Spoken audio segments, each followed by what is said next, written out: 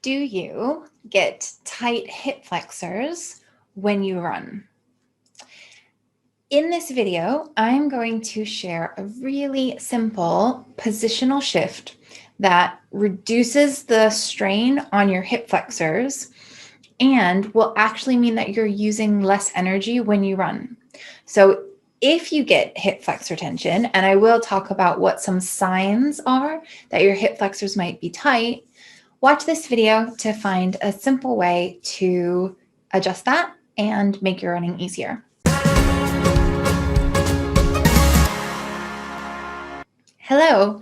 If we haven't met before, my name is Catherine. I am the founder of LSM Clinic, and in this channel, I share information about how the body works and simple self-care tips so that you can enjoy your favorite activities and life as close to pain-free as possible. So a few years ago, I attended a workshop held by James Earls, who is one of the best kind of functional movement body workers in the industry. And he explained about these things called fascial lines that run through our body. So I'm going to explain a fascial line that involves your hip flexor and how you can make use of this principle to make running easier and reduce the strain on your hip flexors. But first, how do you know if your hip flexors are tight? They don't often specifically hurt. So some of the ways that you can tell that your hip flexors are tight if you're a runner or a cyclist, but this doesn't work for cyclists, this tip only works for runners, is if you have lower back pain after a run, often that means your hip flexors are tight. Sometimes it can also be that your lower abdominals aren't activating the way that they should. That can cause lower back pain as well. But a lot of the time, if the hip flexors are tight, they're pulling on the lower back. That's creating strain in the lower back, which will create tension, muscle tension, and ache. Another way that you can tell that your hip flexors are tight is if your legs feel heavy when they run. Now, this means like when you're lifting your legs up, they feel like they're maybe heavier than they should be. Now, if your legs are heavy, it can also be related to the piriformis, which is a muscle in the back of the hip.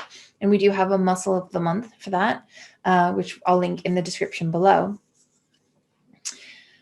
And then sometimes you just feel like your hips are tight, right? You just feel like your hips are a bit scrunched up or that it's hard to stand up straight. So if you have any of those things, it may be that your hip flexors are overworking while you're running.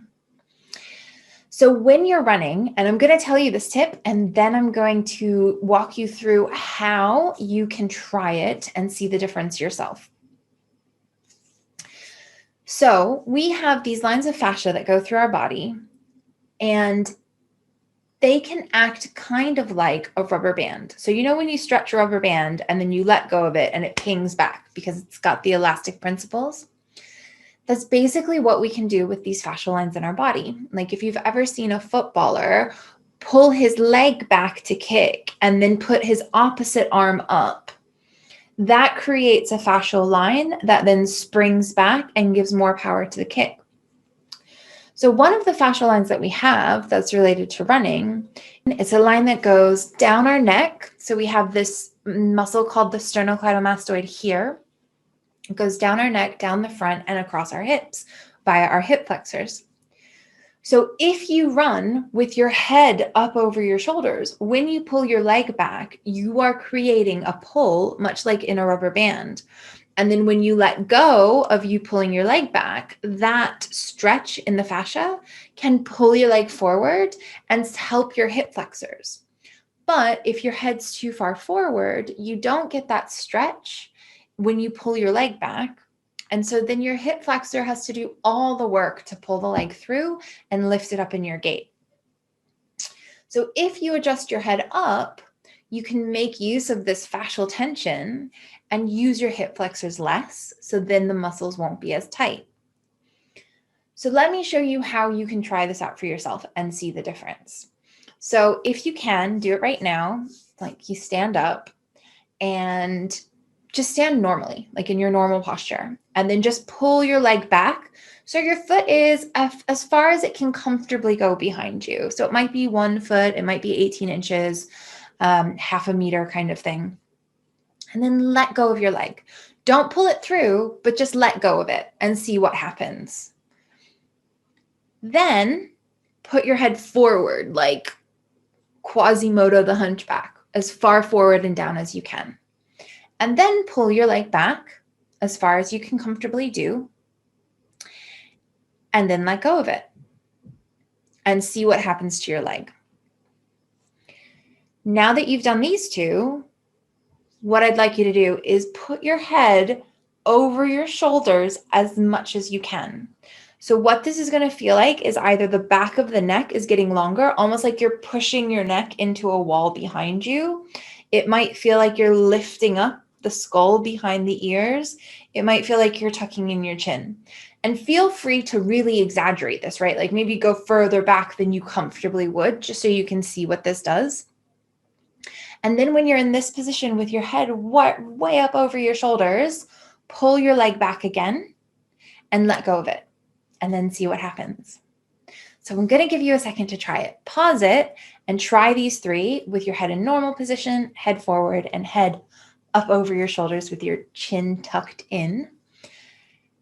And then I want to know how it goes. So drop me a comment below and let me know what happens when you try this. All right, I'm going to assume that you've tried it. And now I'm going to tell you what probably happened and why that happened. So because we have this potential for an elastic stretch through our tissue, when you put your leg back and you are in the normal position, what likely happened is that your leg came forward a little bit, but not really quickly, right? Like it just kind of, maybe it came forward an inch, maybe it came all the way to under your hip, like straight up and down, but it took a little while. And so with your head forward, what probably happened is that you pulled your leg back and there was nothing, like it barely moved, if an inch forward, right? It just kind of felt stuck there.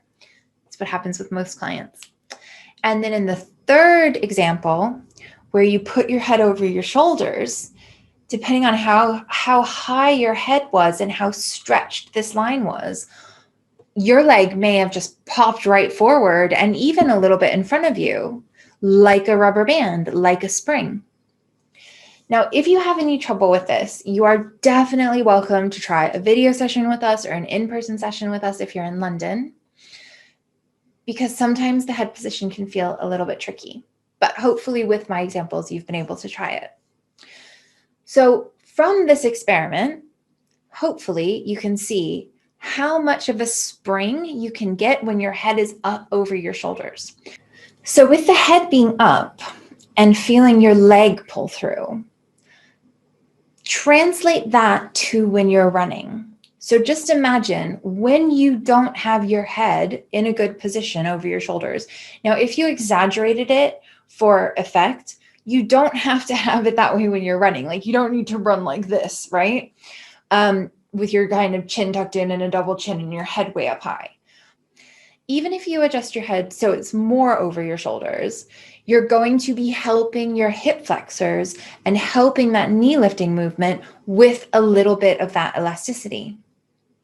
Now, if you're someone who's training for a marathon or you're running more than a few miles, you can imagine every time your hip flexor has to bear the full load of bringing your leg forward from being back, lifting your knee up, and then putting your foot down for your gait, versus if your head's over your shoulders and when you pull your leg back, there's a natural elasticity that starts the process of bringing your leg forward. Then your hip flexor can ride on that momentum of being brought forward from the elasticity of the tissue. And then it has to work a lot less to bring your leg up. So every time that you lift your knee, you're going to be working less hard, which means you're going to be expending less energy. And it also means that your hip flexors aren't going to get as tight when you're running. So I would love it if you could let me know, if you try this tip, how do your hip flexors feel? How do you feel when you're running? If they still feel a little bit heavy, you can check out the piriformis video because that talks about stretching the back of the hip and like what goes on in the piriformis. And if you have trouble keeping your head over your shoulders, we can work on opening that with the chest stretch and releasing some of the neck muscles. Or if you work at a desk, we do have a desk posture checklist and our online course, No Pain at Work, which are all resources to help you with your upper body posture, which really can affect your running. I'll be doing another video about like how having your chest rounded and how your upper body can affect your ability to run. If you know anyone who runs, especially who has tight hip flexors, I'd really appreciate if you could share this video with them. And if you enjoyed this video, please like it, subscribe to our channel or like our page so that you can get more updates, more videos as we release them. And thank you so much for watching. I'll see you in the next video.